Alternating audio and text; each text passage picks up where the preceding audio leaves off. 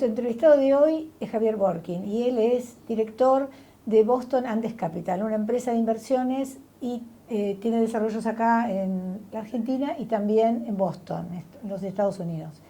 Vamos a hablar un poco sobre ambos mercados, ¿no te parece, Javier? Cómo no, Adri, muchas gracias por invitarme. No, un placer que estés acá para charlar un poco sobre estos temas de interés en un momento clave para nosotros. Y bueno, después develaremos cuáles son los secretos de lo que está pasando en Estados Unidos, más exactamente en Boston, ¿verdad? Bueno, si podemos develar los secretos, con mucho gusto. Algunos por lo menos. ¿Cómo te parece que está despertando en la Argentina con el tema de los desarrollos? ¿Qué es lo que estás viendo este año que ya termina? Y un poco también una perspectiva de cómo seguir, ¿no?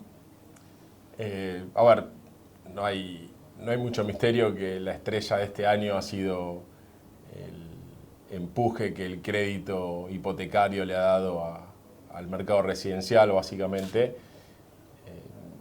Es claramente lo que motoriza el real estate en el mundo.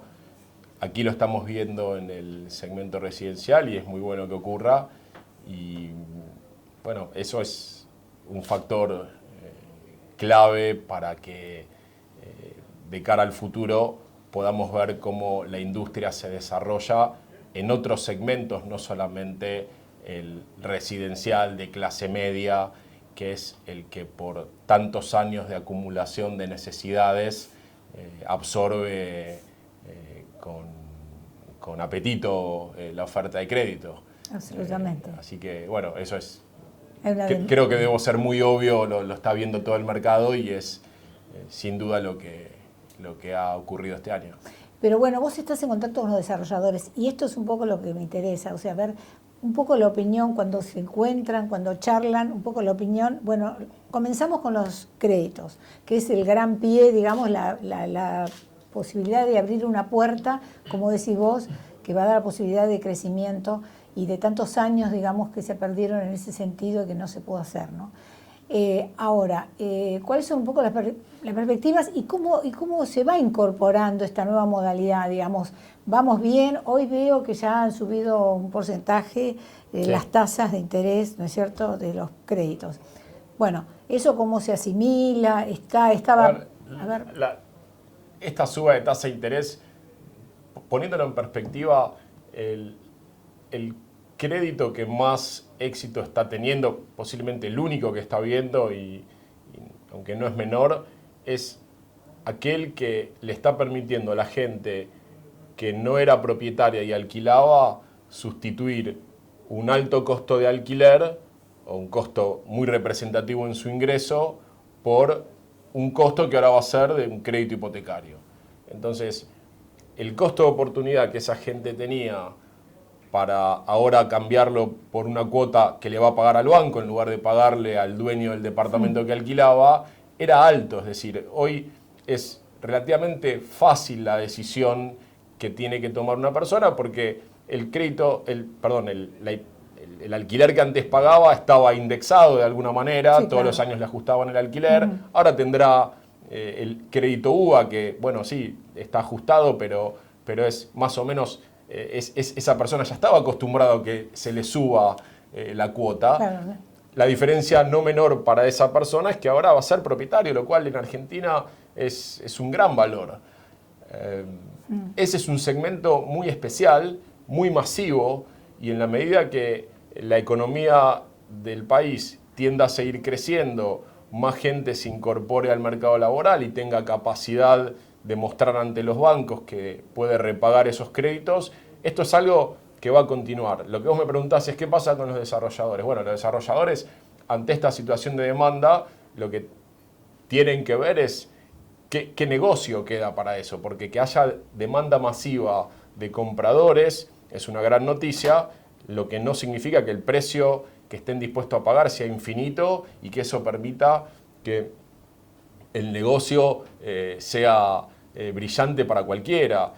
En el mundo desarrollado, y por esto no hablemos solo de Estados Unidos, en los países vecinos, Chile, Perú, los desarrollos se financian también con crédito para el desarrollador. Sí, te iba a preguntar sobre eso. Entonces, ¿qué ocurre? Esta es la parte que todavía aquí es incipiente. cuando el desarrollador hace un negocio, obviamente lo hace para tener una rentabilidad, y cuando el costo del crédito es alto, como todavía lo es aquí, el negocio no es brillante, y así como te decía que el costo de oportunidad para quien alquila y pasa a ser dueño era alto, entonces la decisión es fácil, para un desarrollador, bueno, ahora tiene que acostumbrarse a cambiar otro costo alto, que era el de las preventas, que era el modo en lo que los desarrolladores aquí se financian, porque cuando no había todavía el crédito incipiente, que no es masivo, obliga a un desarrollador a financiarse, como te financias con la preventa, claro, o con capital propio. Ambas opciones muy caras. Entonces, lo que tenés que hacer es ir al banco, las tasas de créditos intermedios, las pocas líneas existentes, también son altas. Entonces, bueno, esto va a obligar a los desarrolladores a pensar de manera más sofisticada los negocios, pero bueno, demanda por parte de una masividad que antes no demandaba créditos, que ahora con los créditos puede demandar departamentos. Obliga a los desarrolladores a mirar ese segmento del negocio con márgenes un poco más acotados, pero que en la medida que el país tienda a mejorar, tienda a hacer más masivo ese segmento, tienda a que se pueda construir no solamente en Palermo, Belgrano y las zonas donde la tierra es muy costosa, sino que se pueda hacer en lugares donde la tierra sea más económica. Bueno, eso va a abrir un número de opciones, que reforma impositiva que debiera ayudar también a que los costos, reforma laboral que hace que los costos de hacer un proyecto sean menores. Bueno, todo esto, en todo esto que se está barajando en Argentina, y que es un proceso que no se puede pedir que se haga en 10 minutos, claro. Bueno, esto debiera pensar que tendería a que tengamos una mejor industria y un negocio de más largo plazo. Yo me acuerdo que en la época en que funcionaron los créditos, porque aparte ahora hablamos de crédito como si fuera una cosa tan normal, pero nos pasamos años, más de una década larga, en que el crédito no existió. Entonces ahora realmente al nombrarlo parece algo extraño, digamos, porque nos hemos olvidado de que esto, no, porque lo poco que hubo era muy escaso. Es que el primer problema es, yo digo, los bancos suelen educar. No ocurre aquí todavía, pero suelen educar porque son los que tienen el dinero. Obvio. Entonces, cuando el banco tiene el dinero, y como siempre ocurre, el que tiene el dinero manda, el banco educa. Entonces te dice, bueno, yo lo hago de esta manera. Ahora, ¿qué pasa? Aquí los bancos en Argentina, y como bien decís que parece normal, pero no lo es, hace 15, 20 años que no dan crédito de manera profesional y masiva. Eso hace que hayan, en la mayoría de los casos, desmantelado sus áreas, claro, de real estate o de crédito, de análisis de crédito inmobiliario. Entonces, no pueden educar porque no tienen con quién. Ellos no porque sean incapaces, sino porque no ha habido circunstancias en el país favorables para generar créditos hipotecarios. Y cuando digo hipotecarios, no estoy hablando solamente al retail, digamos, al individuo, sino créditos construcción, créditos para las empresas que desarrollan. Bueno, en esto de que el banco educa, hay toda una reformulación de la industria inmobiliaria que empieza por los mismos bancos, que se va a tener que dar. Y bueno... y es un proceso, como decís vos. Es un proceso, esto claro. No puede ser, después de tanto tiempo hay que, digamos, empezar a aceitar esta máquina, ¿no? De a poco, para que vaya dando sus frutos y ir acomodando, porque también es un proceso donde las cosas se tienen que encajar, tienen que funcionar, ¿no? Y ver ensayo y error de alguna manera. Sí, sin duda, así. Sí, acá creo que se ha hecho una buena plataforma con esto de decir, bueno, vamos a ir por los créditos UVA, que es el modelo chileno que ha funcionado bien. No hay duda que una cosa es tener inflaciones de un dígito como ha tenido Chile en los últimos 20 años, y todavía inflaciones aquí de entre el 20 y el 30% que estamos tratando de bajarla. Es decir, el modelo puede estar bien copiado y bien implementado. La realidad es que no es un dato menor de una inflación del 20 largo por ciento con retraso cambiario, que tener otra realidad en Chile por largo plazo. Bueno, estamos empezando el proceso. Esto es algo que, bueno, tenemos que darle tiempo. Claro. Ustedes también tienen, desde hace muchos años, invierten y hacen desarrollos en los Estados Unidos y en Boston. ¿Cómo son esos desarrollos? Son muy diferentes, digamos, en la forma de pensarlo, el concepto, la idea de cómo desarrollar, hacia dónde ir, o sea, técnicamente también, ¿no? Desde el punto de vista financiero. Mirá, con esto que te digo que el banco educa de una manera simbólica, claramente son negocios distintos porque allá tenés créditos de largo plazo, pero por largo plazo te digo 30 años, sí. Donde en realidad no son solo los bancos los que intervienen en ese mercado de capitales que permite plazos de estas características. Entonces, vos por ejemplo podés hacer negocios, aquí pensamos el negocio como, fíjate, desarrollo, todos hablan de desarrollo, y allí hay negocios que no son de desarrollo. Vos tenés en el mundo donde tenés capital de largo plazo, vos podés tener negocios que sea la compra de un edificio de renta. Y te financiás con un banco que te presta entre el 60 y el 80% del valor total del edificio, armas un grupo inversor por el resto del capital, y el negocio está en hacer crecer el flujo de fondos que genera ese activo para después poder vendérselo a otro grupo que considere que también tiene posibilidad de seguir apreciando el activo o cualquiera sea la hipótesis del que te compra. Por eso digo que desde el momento que existe un capital disponible de largo plazo, uno se adapta a esa circunstancia de mercado y podés hacer negocios que hoy aquí son, me parece, impensados porque no existen esas fuentes de capital. Todavía estamos discutiendo, estamos muy contentos de terminar un año con créditos hipotecarios, lo cual está muy bien, hay que entender de dónde venimos. Exacto. Y no hay que ser, no hay que querer que todo esté en forma en 3 minutos, hay que darle tiempo. Bueno, ahora ya tenemos los créditos hipotecarios. Todavía se dio el gran paso. Todavía estamos viendo cómo hacer para los créditos intermedios para la construcción, sí. Que en un contexto inflacionario alto es complejo, pero está viniendo. Ya estamos hablando de los créditos UVA para las constructoras, entonces eso ya es otro paso. Bueno, después veremos qué pasa con el largo plazo, si es que viene, que es un desafío todavía más complejo, pero digo, ahí es donde te manifiesto que son mundos diferentes, insisto, por la existencia de crédito en cantidades, en plazos, en condiciones muy diferentes a las que hoy existen. Si logramos condiciones sustentables de país que permitan que haya crédito en estas características, no tengas dudas que el negocio aquí va a ser totalmente distinto.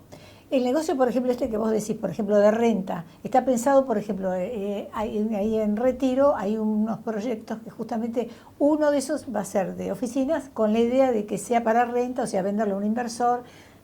Sería también como una manera de empezar con oficinas. A lo mejor acá también en Boston también se hacen para viviendas, pero digamos pensar el negocio desde otro lugar, ya como mayorista, ya con otra apertura que no sea el del consumidor final, sino el que quiere comprar o el que quiere invertir para la renta, ¿no? Grandes. Lo que pasa aquí creo que uno de los mecanismos que están arbitrando para que eso se dé tiene que ver con la nueva ley del mercado de capitales y Exacto. que inversores minoristas puedan participar de fondos de inversión que inviertan en eso, es decir, son como un pie, digamos, ¿no? en otra área en la que no estamos acostumbrados, porque acá hace muchos años se habló de eso y después se fumó la idea completamente. Sí, bueno, de nuevo, yo me estoy limitando a pensar en la oferta de deuda, es decir, de préstamos para ese tipo de proyectos.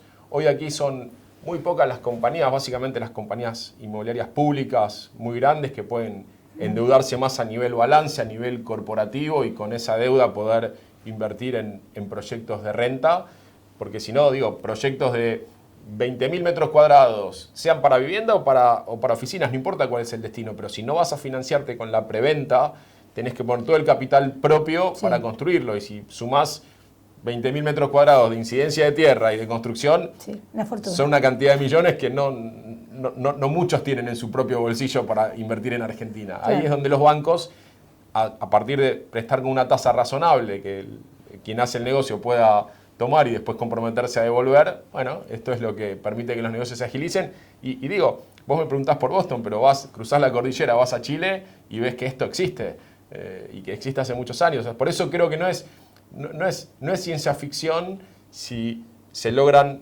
años consecutivos de hacer las cosas bien a nivel macro. No olvidemos que Argentina, cuando nos miran de afuera, nos miran como un país que a lo largo de los últimos, poner la franja de tiempo que quieras, pero 20, 50, 70, 100 años, el tiempo que quieras, hemos hecho así en cuanto a políticas económicas, gobiernos. Es muy difícil pensar en Argentina a largo plazo, pero posiblemente si hacemos las cosas coherentemente por un plazo no demasiado prolongado, podremos lograr avances más temprano que tarde. De todas maneras, esto que yo te comento, digamos, parece ciencia ficción acá porque estamos recién empezando, digamos, haciendo los primeros pininos para volver a empezar otra rueda y hacer un cambio, como decís vos, sustancial, ¿no? Que esto siga, porque esto es lo que vale, la continuidad, la estabilidad, ambas cosas. Pero bueno, por lo menos la idea existe, ¿no? Es decir, no parece en ese caso estemos tan alejados en la posibilidad de imaginar que en un futuro no tan lejano se pueden hacer otras cosas que no sean las que ya conocemos desde el punto de vista del crédito. Y un poco para cerrar la idea, bueno, se termina el año, viene el 2018, ¿cuáles son tus expectativas concretas? O sea, por ejemplo, si vos me dijeras, bueno, que los créditos para los desarrolladores empiecen a concretarse, u otras así, pequeños rubros que empiezan a dar sus frutos. ¿Cuáles serían entre esas las expectativas que tenés? Mirá, yo digo, hasta hace no mucho tiempo, los mails que llevaban, vos mandabas un mail de Argentina y entraba en spam. Yo digo, el gran logro, además de lo del crédito de este año, es que no estamos más en la lista de spam. Cuando vos mandás un mail a un inversor extranjero sobre Proyecto Argentina, antes no lo leían, ni nos leían. Ahora nos empiezan a leer. La velocidad de reacción es menor a la que muchos creen. Entonces piensan, no, bueno, ya van a venir las centenas de millones. No va a ser tan rápido. Entonces, vos me preguntás la expectativa. Yo creo que la expectativa es que para el año que viene, 2018, 2019, creo que tener tiempos más laxos, pero que finalmente logremos traer capital del exterior. Cuando digo lograr traer capital del exterior, no es arte de magia, no es traer un americano que se tome un rico Malbec y con eso se convenza, sino que logremos encontrar proyectos sustentables, proyectos que hagan sentido, y hacer sentido es básicamente mostrar tasas de retorno que sean que justifiquen el riesgo a un inversor que viene desde fuera del país para decidir invertir en Argentina, y creo que eso finalmente va a ser la mayor demostración de confianza. Ya está ocurriendo en algunas otras industrias. Me parece que en real estate es algo que nos debemos mostrar que podemos organizar proyectos de inversión serios, comparables con los que se hacen afuera, comparables en términos de cómo se presentan, comparables en términos del retorno que tienen, de la forma en la que un inversor puede entrar y salir libremente disponiendo de su capital. Creo que el marco regulatorio, todo lo que es el estilo del gobierno, a uno le puede gustar las decisiones que toman o no, pero hay una presentación general de que tenemos del país hacia el mundo que está favoreciendo la llegada de inversores. Insisto, por ahora nos visitan. Mi expectativa para los próximos 2 años, para no poner solo en el 18, es que finalmente se concreten inversiones de agentes del exterior. Bueno, esperemos que así sea. Esperemos. Gracias, Javier. Gracias a vos.